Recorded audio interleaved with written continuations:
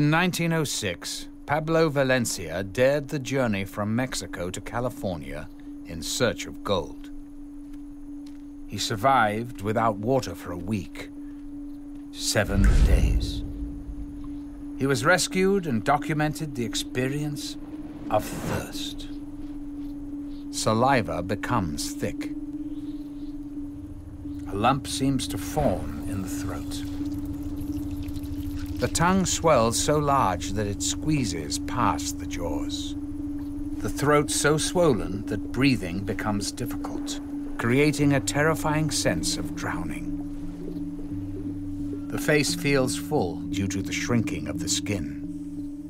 Many people begin to hallucinate.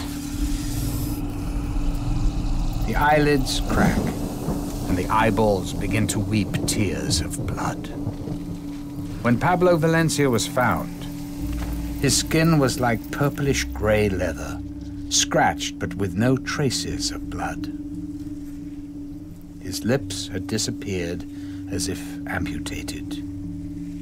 His nose withered to half its length. His eyes trapped in a winkless stare. This is not a film about saving the environment. It's a film about saving ourselves.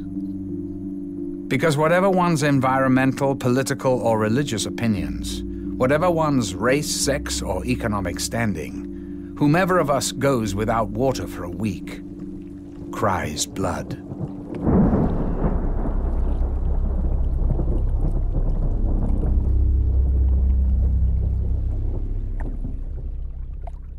There is always a lot of focus on, well, what's the environmental impact? And that's a perfectly valid issue and concern. The abuse of water and the taking of excessive water, diminishing flows and levels, can destroy the sustainability of ecosystems. But we can't, in the name of preventing environmental impacts, there's a mentality that says, well, as long as we're not causing any significant impacts, we should be able to use the water any way we want, including selling it, exporting it for private gain of a few. When it's all said and done, people need water to survive. That's what the bottom line is. When we search the universe for life, we search for water.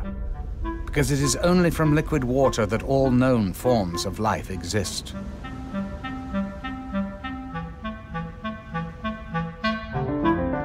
The blue planet, the only planet known to harbor life, the only planet known to be flowing with water.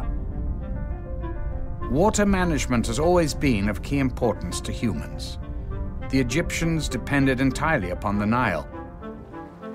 The Romans expanded the boundaries of engineering to use gravity to bring water to their cities.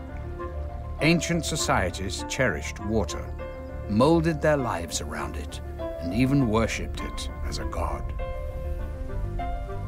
For whatever reason, between 800 and 1000 AD, climate change dried up most of the Mayans' local water supply. Farmers were forced to extend their agriculture into the jungle forests to grow food. There was not enough water for both the crops and trees, so the forests died. The soil eroded, air humidity decreased, food decreased. Mayan leaders prayed to the god of rain, but the regular rain season brought little water. The hydrologic cycle was damaged. Life in the cities became less civilized, as the main focus of Mayan life became providing food and water. People abandoned the cities to begin a new life in the forests, in hopes that there was still a sustainable watershed there. There wasn't. But as we enter a new era combining high technology with the demands of global economic trade, we're entering into a unique stage of history. Water, which is the source of life itself, instead of being common and universal to everybody because we all depend on it, profit is made out of the running of and the delivery of water to people and to communities. Those that have the ability to pay will have access to the water. Those who do not have the ability to pay will go without. And therefore, it's a life and death situation in the final analysis on the basis of profit.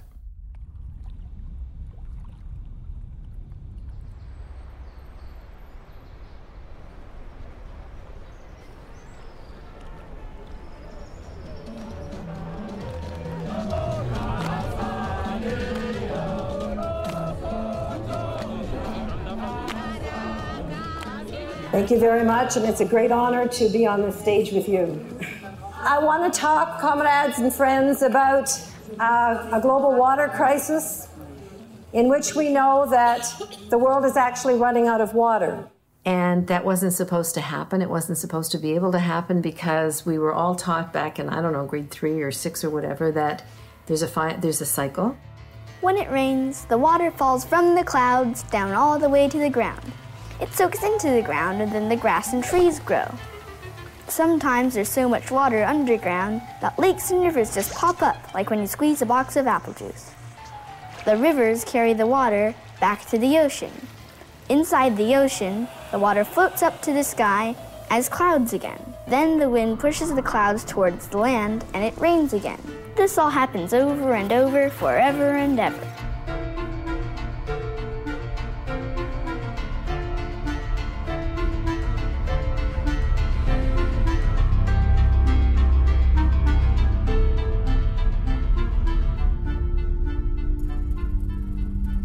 How is our water being polluted? Agriculture uses chemicals to increase farming productivity. Ironically implemented to counter a diminishing water supply, these chemicals pollute the groundwater. Automobile gas emissions pollute the clouds. But perhaps the most damaging culprit is industry. Water pollution has been linked to the rising miscarriage rates in women, lower sperm counts in men, and it is so globally severe that the Malaysian government proposed the death penalty for anyone caught contaminating water. This is the most polluted river in the United States. There's active polio, tuberculosis, hepatitis. Well, we try and reason with the aliens and, tell them what's in the water and try and get them out. None of the agents are going to get in that water to get any of these aliens. They're just contaminated. We have a gate that we deploy across the river down the ways a little bit, and we'll deploy that gate, and then they'll all pretty much go back into Mexico. We already have a battery of shots that we take here at the local hospital. It's about 18 different shots for if any agent falls in that water to keep from contracting something. What we saw today was a river of human sewage. The water smells like nothing you could ever imagine, as much as 25,000 liters per second flow. Pasan los desechos de los hospitales, de las escuelas, de todo lo que ocurre en la ciudad que descarga el agua en el drenaje profundo, viene a dar por aquí. Salen incluso pedazos de humanos, a veces de los hospitales, desechos, alguno que otro feto pasa por aquí, perros muertos. It goes into the northeast where people grow crops that later on are sold in the Mexico City market. So we are being poisoned. Our wastewater is returning to us in the form of food. When you look into the rivers, you can see bubbles. That means that the rivers are losing oxygen.